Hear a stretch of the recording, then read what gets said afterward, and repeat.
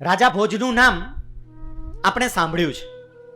એ રાજા ભોજને એક વખત એવો વિચાર આવ્યો કે મારા નગરની અંદર, મારા રાજ્યની અંદર લોકો કેવા સુખી છે એની મારે તપાસ કરવી છે.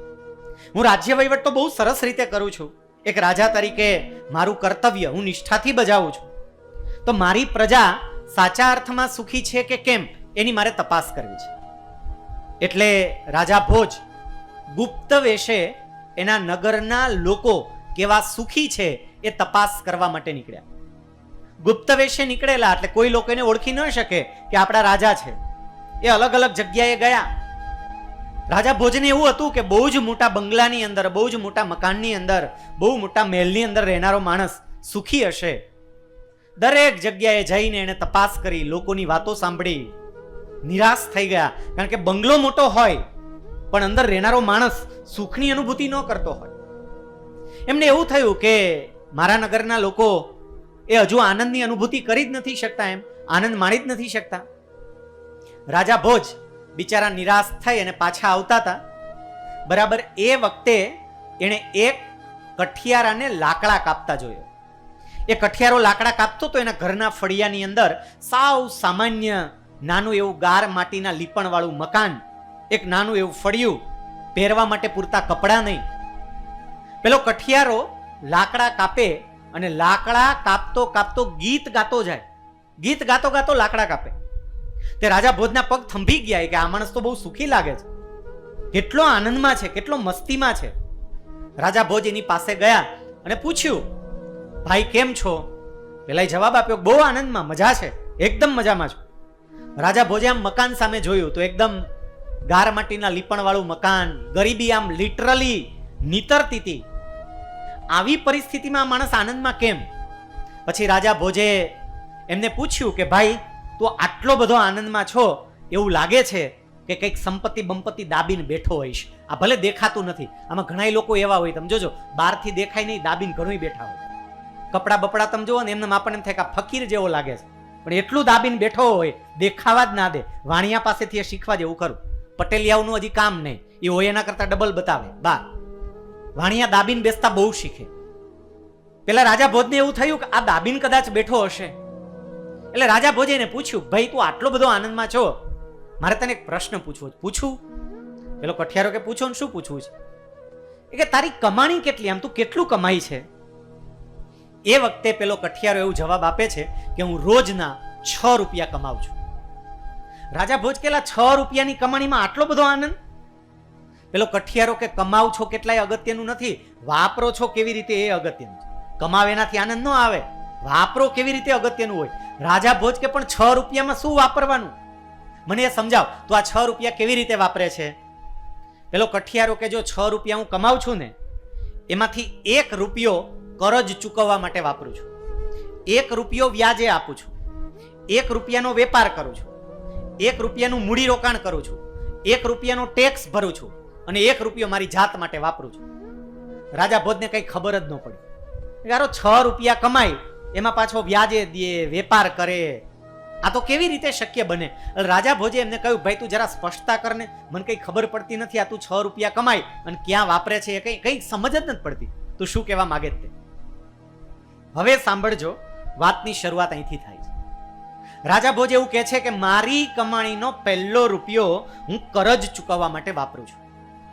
કરજ ચૂકવવા માટે વાપરું છું એનો મતલબ શું, એનો અર્થ શું? તો કે હું જે કંઈ પણ કમાઉં છું એનો કેટલોક ભાગ મારા માતા પિતા માટે વાપરું છું. કારણ કે મારા માતા પિતાનું મારા પર કરજ છે. માતા પિતાએ જન્મ આપ્યો, માતા પિતાએ મોટા કર્યા, માતા પિતાએ ભણાવ્યા ગણાવ્યા, તો માતા પિતાનું મારા પર કરજ છે અને કરજ ચૂકવવા માટે મારી સંપત્તિ અને મારા સમયનો કેટલોક ભાગ હું મારા માતા પિતા માટે વાપરું છું. સમજી રાખજો, જીવનમાં સુખી થવું હોય તો સંપત્તિ અને સમયનો કેટલોક ભાગ વડીલો માટે વપરાવવો જોઈએ. બહુ દુઃખ સાથે કહેવું પડે કે આજે વડીલોની પરિસ્થિતિ અપવાદોને બાદ કરતા ઘણી વખત આપણને દયનીય જોવા મળે છે. દયા આવે એ પ્રકારની પરિસ્થિતિમાં આ વડીલો જીવન જીવતા હોય છે. એ વડીલોને સાચવજો, સુખી થવું હોય તો, નહીતર સુખી નહીં થઈ શકો. જે ભગવાનના ચરિત્રની આપણે વાતો સાંભળી રહ્યા છીએ એ ભગવાન શ્રી કૃષ્ણ જ્યારે મામા કંસને મળવા માટે મથુરા ગયા અને મામાને મળવા માટે મથુરા જાય છે, એ વખતે રાજા કંસ ભગવાન કૃષ્ણના ઉતારાની વ્યવસ્થા, એના રહેવાની વ્યવસ્થા રાજમહેલમાં કરે છે. બહુ સરસ મજાની વ્યવસ્થા કૃષ્ણ માટે કરી, પણ કૃષ્ણ રાજમહેલમાં રહેવા માટે નથી ગયા.